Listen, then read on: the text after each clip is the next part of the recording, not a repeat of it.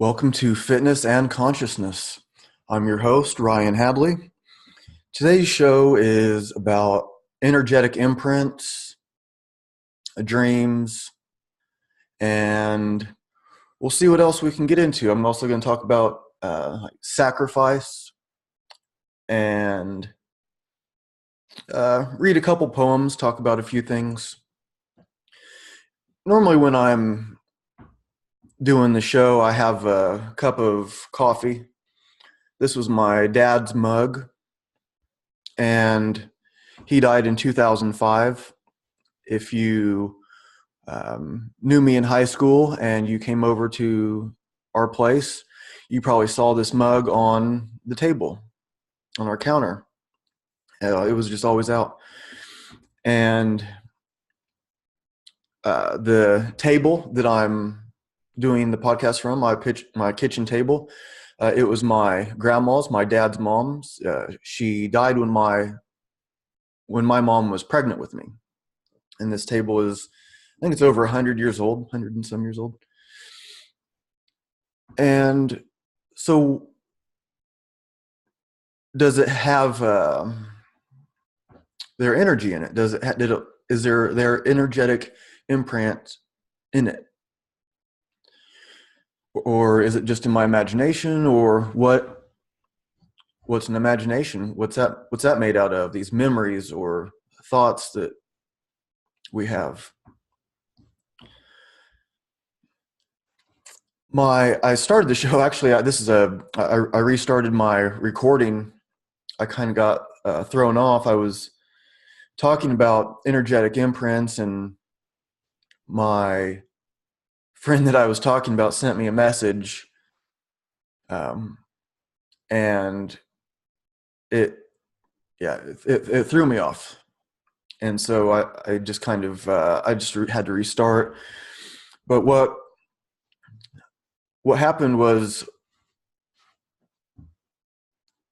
just a few days ago, on Thursday, today is Sunday, I was getting carry out for this friend of mine and me. I was going to her place to watch a movie, and this is a friend of mine that has been more than a friend. I've mentioned her before on the show, not by name, but I was going into the restaurant, this Thai place, and I looked over and I saw the energetic imprint.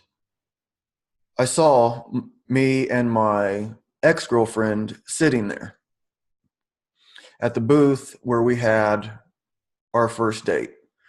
Or when we first met, we met at this coffee shop, and then we started walking around, and we walked by this Thai place, and she said she was hungry and asked if I wanted to go in. And so we did, and we sat at this booth, and didn't really ever think of it as like our place, or but it was the place where we had our first date. And I'm not sure how many times we ended up going there, but when I looked over, I could see us there, and it was more than just remembering. And so it made me think of,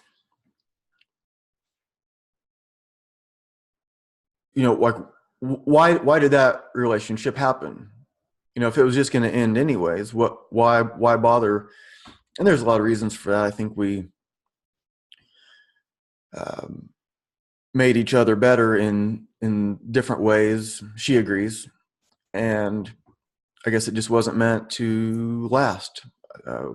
Some people just come into our lives for a season, as some say, and so come in to help make these changes, and then we level up. And some people, they move on, and some people stay together, but for the most part, we end up moving on, don't we? The vast majority of relationships don't work. It was this pretty powerful experience, and and then I was on my way to my friend's house, and perhaps she'll be more than a friend again, and who knows what'll happen. But she happened to send me a message. We hadn't talked for a while, and she just sent me a message asking how I was doing. And this was yesterday, which was Saturday, so 2 days after this happened. And I told her I was going to, mention this on the show, and I wouldn't mention her name. She said she didn't care if I did, but anyways, why did that happen? And when I was recording this show just a little bit ago, and I was telling the story of when I was driving a cab and I was between calls, and I was sitting at this place on 38th and College in Indianapolis. I was sitting at the Walgreens and I was looking across the street in the rain, and there's this place, this building that's all ran down now. It's, boarded up and falling apart. It used to have this place called Moon and Stars, and they sold African drums and like low end guitars and pipes and bongs and music CDs from around the world, and a lot of just objects, artsy things from around the world.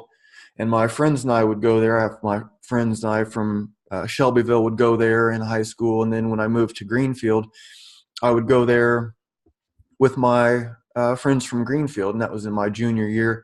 So we'd go there and we'd hang out and buy stuff, and it was this really cool place.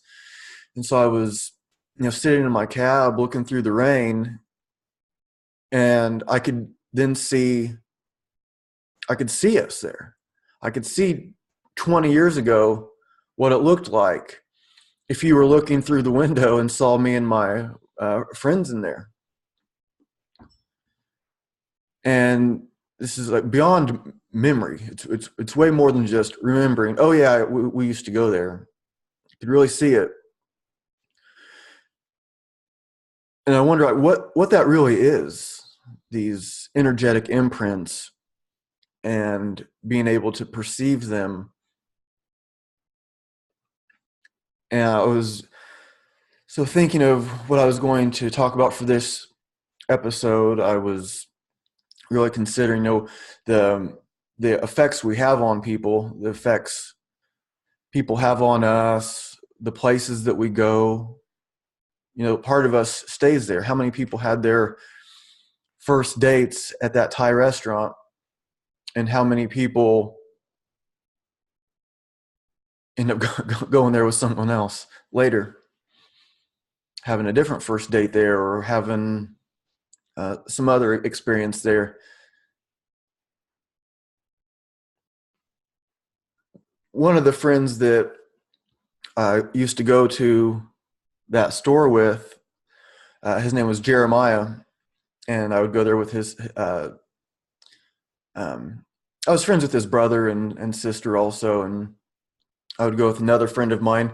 And when I was telling the story, that other friend of mine sent me a message, and it threw me off, and I started just kind of rambling off. Hard to believe. But when we were in high school, so Jeremiah and I have the same birthday, same day, same year. And we were in this literature class together, and we were supposed to write a poem, and he wrote the song Mama Tried.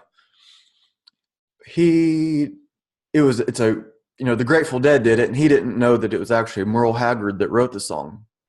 And he did not think that our teacher would know about the Grateful Dead or not listen to them anyway. So he wrote the song Mama Tried, and he ended up getting like an A+ on it. And so what's the point of that? Yeah, just a funny story. But when I was in 7th grade, we were supposed to write this poem, and I was already writing. I was already a deep thinker, I guess. you could say, relatively speaking, anyway. And I wrote the poem Fuzzy Wuzzy was a bear. Fuzzy Wuzzy had no hair. If Fuzzy Wuzzy had no hair, he wasn't fuzzy, was he? And of course, other kids were saying, you didn't write that. We know that one. And the teacher was like, oh, actually, I think you did write it. Yeah, I never heard that before. So obviously she did. But in my mind, it's like, these kids are not ready for what I really have in my mind. So I'm not even going to let it out. And I was already writing all kinds of other stuff. And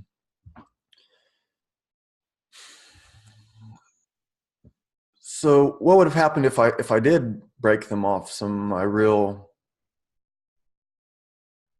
thoughts?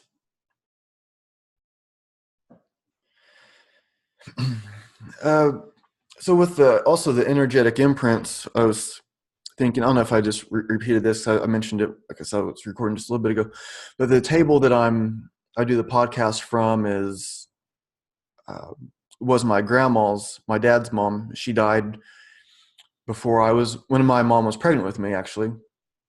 And I have her table, and I drink out of the mug that was my dad's. He died in 2005.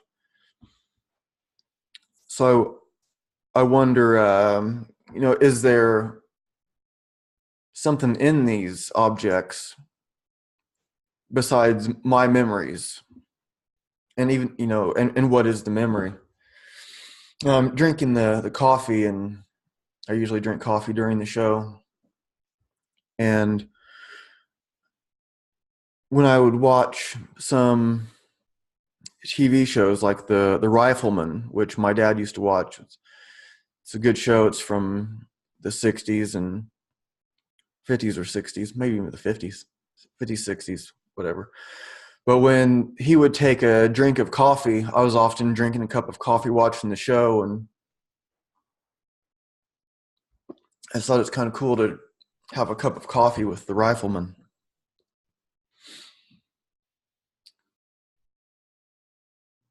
I'm going to switch gears a little bit and talk about some dreams.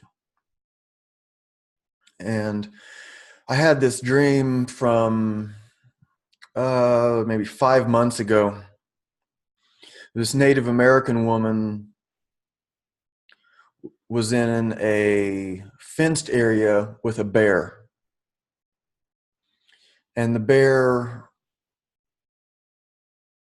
was no threat to her. It was like she was the powerful one. She had long black hair. She looked to be about 30 years old or so, but not sure if that really matters. But this bear was kind of like in service to her, or something like that. She wasn't worried about the bear. The bear was no threat.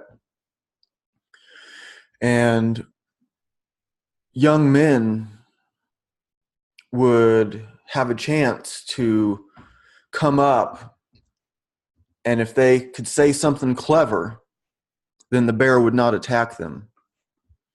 And clever in this instance, clever was the word that I knew in my dream, but clever meaning something like wisdom expressed quickly. So the young men would run up, and they would either forget what they were going to say, or they just had nothing to say, and they would just kind of like fall down and kind of like nervously laugh, and they were just goofy and weak. And the woman, she was just kind of like pacing around, just kind of like walking purposefully. And I could remember her like throwing her hair back, and it was just kind of like in slow motion, this long black hair flying back, and she was just like waiting for someone that had something to say, someone that wasn't weak. And I could feel in my dream the bear bite my hand. I could feel the teeth start to penetrate my skin, and I turned my hand to keep it from biting all the way through. So I wonder, well, what does that dream mean? And I think it was Carl Jung that said, we are all the characters in our dream. These are different aspects of ourself. And I'm not sure if that's really true or not. Maybe it is sometimes. But if you had that dream, what would that mean for you? Uh, so what would the woman represent? She's just waiting for someone that had something wise to say, and to be able to do it quickly, like, go, come on, what do you have? And if you don't have it, then the bear is going to get you. And part of this show is, if you're, you tune in, you see the fitness, and then you see the consciousness in the title. And I've had a lot of people that are world famous strength trainers, doctors, and psychologists, and physical therapists, and but I never wanted the show to be just about fitness stuff. I'm, have in the fitness world myself, but I don't want to just talk about that. That's just kind of a place to start. Some of the guests will just focus on that, and then some of them will dig a little deeper. We'll dig into mystical subjects or spirituality. And if you were having that dream, or if you were in that dream, what would you say? So you have your chance.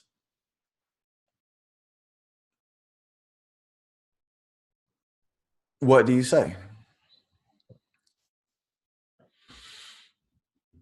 And I don't remember going up to the woman, but I did feel like when you're having the dream, and you can like actually feel something. I could feel the bite on my hand. So, and I've been thinking since I've started the show and studying some people like Jordan Peterson, and like saying, like, one of the most important things we can do is learn how to say what we think. And thinking isn't just the stuff that pops in our head. It's looking at what were those thoughts and make them better and better, more and more true. How do we get there? And I think a lot of people, what's really common that I see is people having the same answer for everything. So they don't really have to think very deeply. It's just like, oh, he's a racist, or oh, he's this or that. You see this in the political commentaries of people outraged for all sorts of reasons, and they don't think very deeply. They don't listen very much. They just protest someone speaking at their college instead of just like listening and giving their own well thought out views. It's just like, no, you can't speak here. And you wonder if they've ever really heard them speak. If they're saying, no, you cannot speak here, have you ever listened to them speak? How do you know what they're going to say? And what's the problem with them saying it anyways? And you can listen to people that disagree, or that say something that you have a hard time hearing, and maybe it'll help you process your own thoughts better. Like, yes, I am against this, and this is why. And critique your own views at least as much as someone else's. And that's the tough part, isn't it? Admitting that, what we think right now is not as well thought out as what we're going to think later, a year from now. But when we keep having these same responses to everything, no, it's the patriarchy, or it's the this or that, then who is that really hurting? So, one of my influences, which I really enjoyed, was the character Chris Stevens on the show Northern Exposure. And he had the show Chris in the Morning, and he has this radio show where he would come on and give his thoughts, and he'd read some poems, and he would read some philosophy, and he would give his own thoughts and philosophies. And I always thought that was really interesting. He was one of my favorite characters on the show. If you've never seen it, it's really worth watching. So I will take this moment to read one or a couple. I got a couple short ones here. This is by Henry Wadsworth Longfellow. It applies to what we were just talking about. And speaking of texts, and I mentioned earlier I stopped the show and restarted it because of this text from one of the friends I was talking about, sending me a message at that moment. I just got a message from someone else I was talking about. What a coincidence.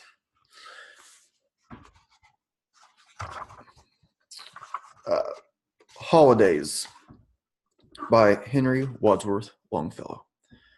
The holiest of all holidays are those kept by ourselves in silence and apart, the secret anniversaries of the heart, when the full river of feeling overflows, the happy days unclouded to their close, the sudden joys that out of darkness start, as flames from ashes, swift desires that dart, like swallows singing down each wind that blows, white as the gleam of a receding sail, white as a cloud that floats and fades in air, white as the whitest lily on the stream, those tender memories are a fairy tale of some enchanted land we know not where, but lovely as a landscape in a dream. Nature, as a fond mother, when the day is over, leads us by the hand, her little child to bed, half willing, half reluctant to be led, and leave his broken playthings on the floor, still gazing at them through the open door, nor wholly reassured and comforted by promises of others in their stead, which, through more splendid, may not please him more.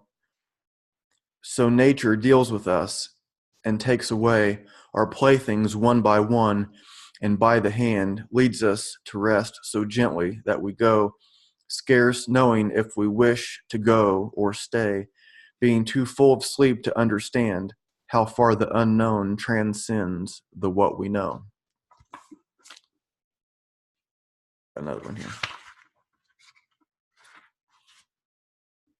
Memories.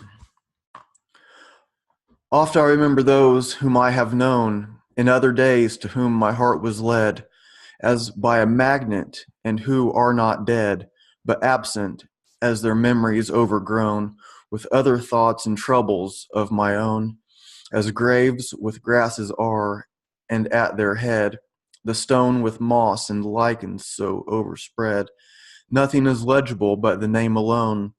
And is it so with them after long years? Do they remember me in the same way? And is the memory pleasant as to me? I fear to ask, yet wherefore are my fears? Pleasures, like flowers, may wither and decay, and yet the root perennial may be.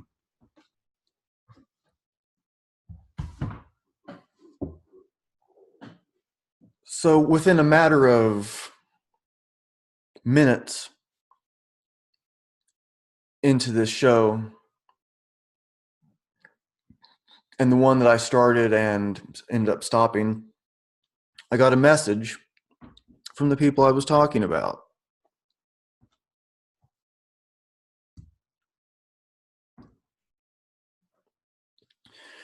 I'm going to change. I'm going to change directions again here. I'm going to talk about sacrifice. Maybe that's kind of related. Yesterday, I went to a jiu-jitsu class, a 10th Planet jiu-jitsu class here in Indianapolis.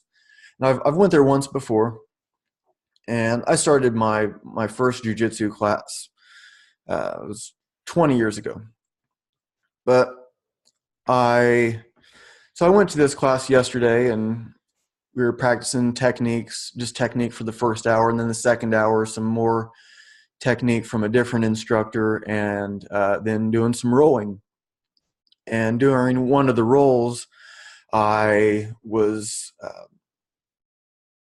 the guy on I was on top, the guy on bottom was trying to reverse me, and I kind of like jumped around or something to keep side control, and I landed on my toe, and I heard like pop, pop, pop. Like, oh, great. But it kept going, and I knew it wasn't like good. I knew something happened, but it didn't seem like it was all that horrible. And so we kept going, and then I finished out the hour, and then I iced it when I got home, and when I woke up today, it was a lot more swollen, had like some bruising. Not that big of a deal, but it's frustrating. I'm training for the second level of my Strong First certification, and I need to make sure that I'm going into that 100%. I should be fine with it. It's in April. It's plenty of time. This toe's not going to hold me back or give me any. It's not going to hold me back. But I was thinking about, using martial arts as the, like literally and metaphorically, the sacrifices that we have. Like there was, if you're saying yes to one thing, you might be saying no to something else. And so if you were to say, okay, yes, you can train for these 2 hours and you're going to break your toe, do you still want to do it? Like, probably not. No, I don't want to be having a busted toe just to train for a couple hours. I don't know that I really gained all that much in those 2 hours to make it worth it. It's not a bad injury or anything, but it's frustrating. I have to walk on it. I have to stand on it. I have, like, there's 3 different places where I work. I have like what I call my job. I work from usually 5 a.m. to 1 p.m. and I work on a machine. I'm standing up the whole time. And then in the afternoons and evenings, I have clients and classes, and I'm on my feet the whole time then. So, but I still want to train. And when you're training martial arts, you can't help but get injured at some point if you're training like for the real thing.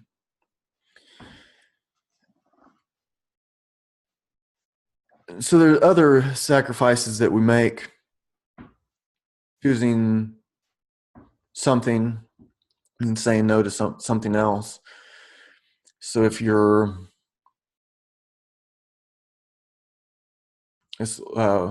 loyal, like in a relationship,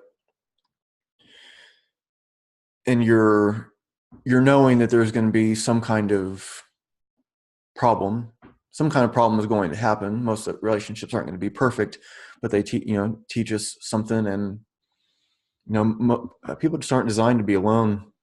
Not very good at it. So if you knew from the beginning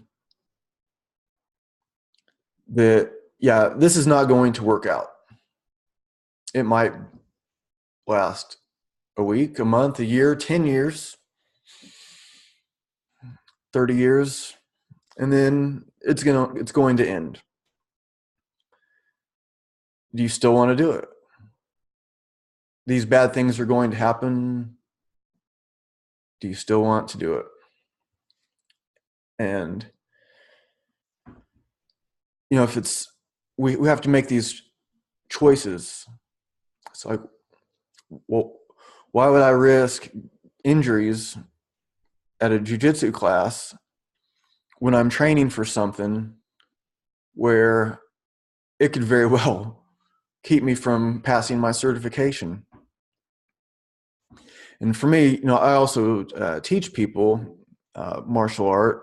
I don't present myself as, some great master. I've been doing it for a long time. I have some good stuff to share. So I feel like it's my responsibility to go to places where I'm going to be challenged. I'm going to be out of my comfort zone. So like 10th Planet Jiu-Jitsu it's different than like a lot of other jiu-jitsus. I mean, there's a lot of the same stuff, but they have different techniques. They have different setups, and it's designed all for not wearing a gi. And there's some of the technique requires more flexibility, and the system is criticized by some, and others think it's the best ever. So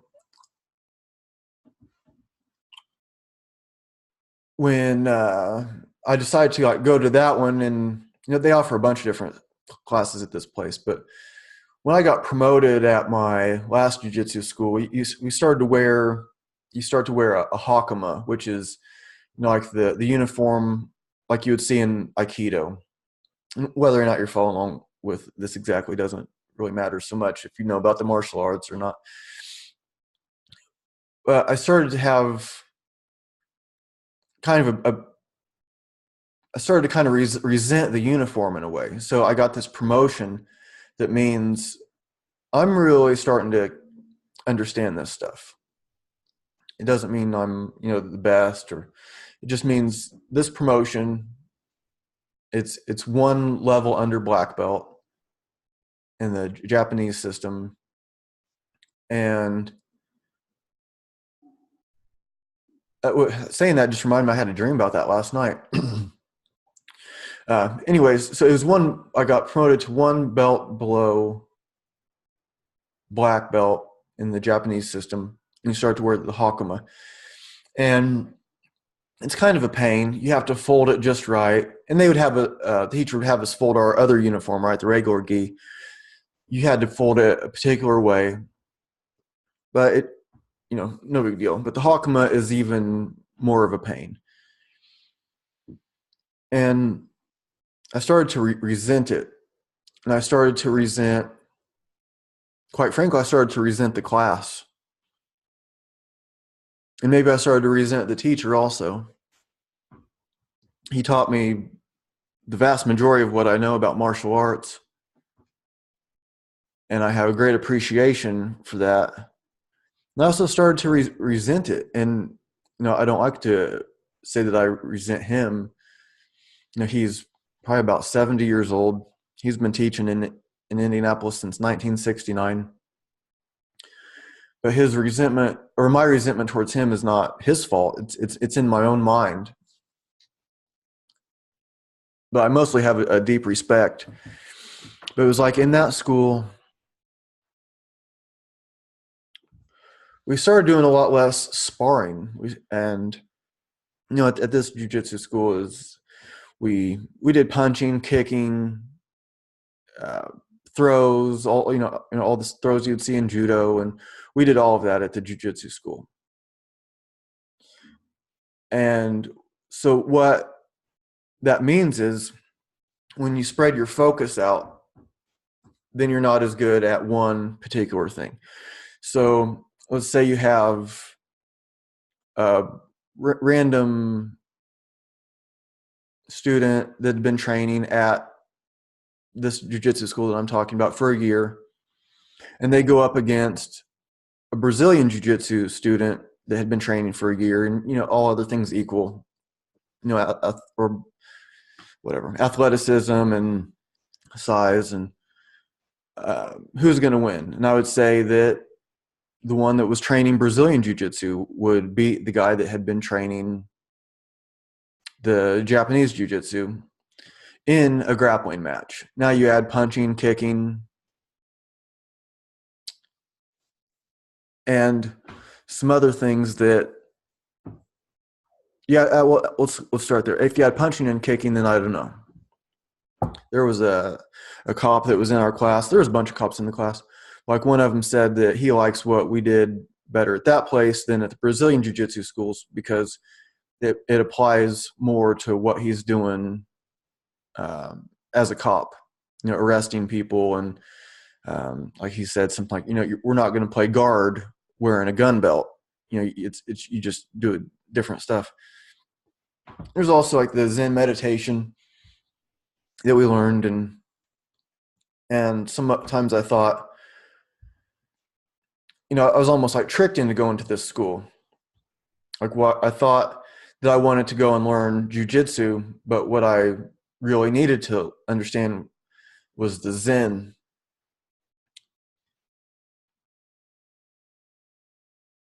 And so part of what I was resenting was the not sparring very much and practicing things that I thought were getting less and less applicable. But now as I think about it, and I've busted my toes and fingers at that class a bunch of times, and a whole list of relatively minor injuries. But when I did whatever I did to my toe yesterday, I started thinking, what am I doing? And what is my plan going forward? I'll be 40 years old in April, and so I know that I don't want to be like a competitive boxer. I don't want to get punched in the head a bunch of times and get concussions. And so I know I don't want to do that. I don't want to do any more real hard sparring in kickboxing. I've done that. It has its place, but I don't want to do that anymore. I don't want to just take a beating from people that are really good at giving beatings. But I do like the grappling, and I do like the light contact, kickboxing. But going forward, what do we do? And when I'm teaching people, how do I make sure I'm not a fraud? And I don't present, like I said, I don't present myself as something that I'm not. When a buddy of mine started training with me, he actually is a karate teacher, and he was asking, so at first he's training with me, and I'm a lot better on the ground than him, especially at the time. He's made tremendous gains that way, but he asked me, like what he should do to get better. And the thing that I said was, go learn from someone else. Go train with people that are bigger than me. I weigh like 165. He weighs a little bit more. go train with people that are better than me, go train with people that are bigger, stronger, better technique, and that just do different stuff than me. So yeah, sure, come, I'll teach you everything I know. I have a lot of cool stuff to share. But going forward, and I look at what's the imprint that I want to leave on people. What's the imprint that I want to leave on places? What kind of imprint are these places that I teach going to leave on someone else? So when people just like, what do we give people to keep when we're already when we leave? So whether it's the ex-girlfriend that we leave on very good terms, and I start to talk about her on the show, and I get a message at that moment, or the friend that I start to talk about, and I get a message at that moment. So we can leave these people with good impressions, and how do we do that? So just being authentic and not being afraid to be authentic. It's like push ourselves and things that we're like a little bit embarrassed about, like singing or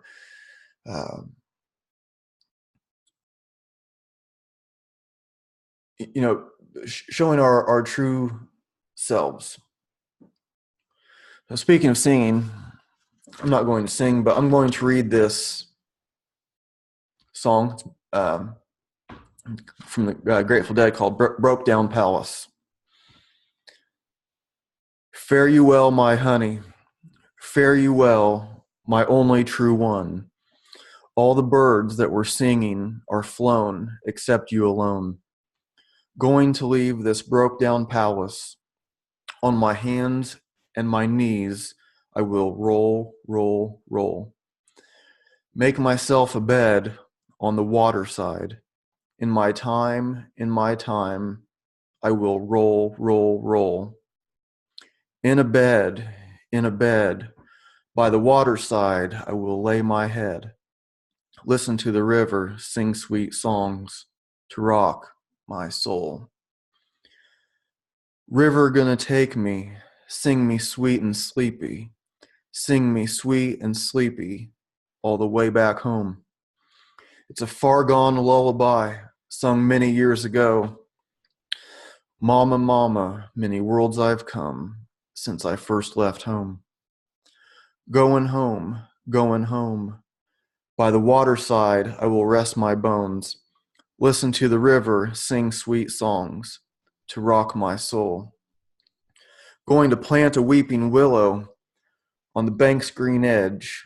It will grow, grow, grow. Sing a lullaby beside the water. Lovers come and go. The river roll, roll, roll. Fare you well, fare you well.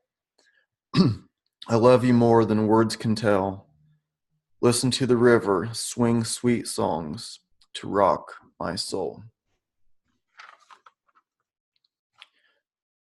I'm going to leave it at that. I'm going to wrap up this episode now. And I know sometimes I get to rambling, and like I said before, I don't plan my words out exactly. I just have these different subjects that I want to talk about, stories to tell, poems to read, and I hope that people can, follow these trains of thought. And perhaps where I start to ramble off, then maybe that's where someone else can, picks up on their own train of thought. So there we go. Thank you for tuning in. I believe next week I'll have a pretty interesting guest planned. I'll continue to do shows by myself.